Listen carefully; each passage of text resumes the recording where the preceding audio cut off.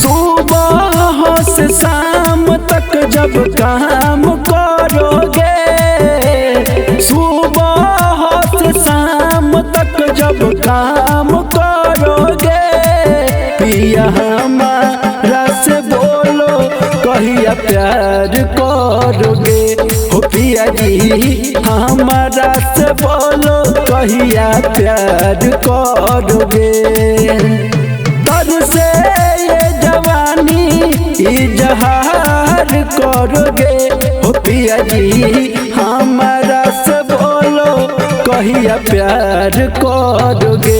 हे राजा जी हमारा से बोलो कहिया प्यार करोगे।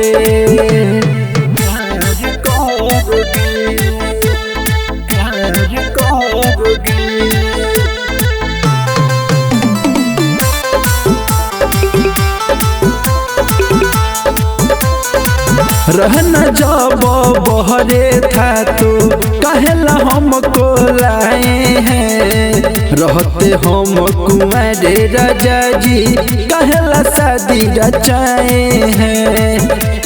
ए जी सुनिए ना, रहना जब बहरे था तो कहेला हमको लाए हैं, रहते हम कुंवारे राजा जी कहेला शादी रचाए हैं। दिलावा को हमरे बेकरार करोगे।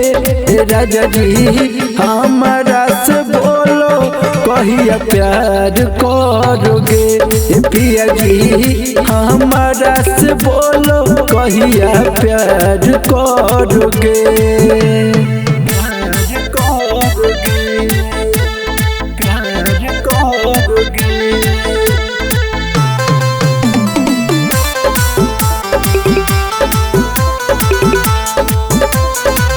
ताजा ताजा मेरी जवानी आपको न फिकीर है, कैसे बताऊं रितेश बलमुआ दिल में कितना पीर है। सुन रहे हैं ए जी, ताजा ताजा मेरी जवानी आपको न फिकीर है, कैसे बताऊं रितेश बलमुआ दिल में कितना पीर है।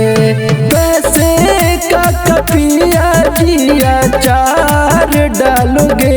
हो पिया जी हमारा से बोलो कहिया प्यार करोगे। हे राजा जी हमारा से बोलो कहिया प्यार करोगे।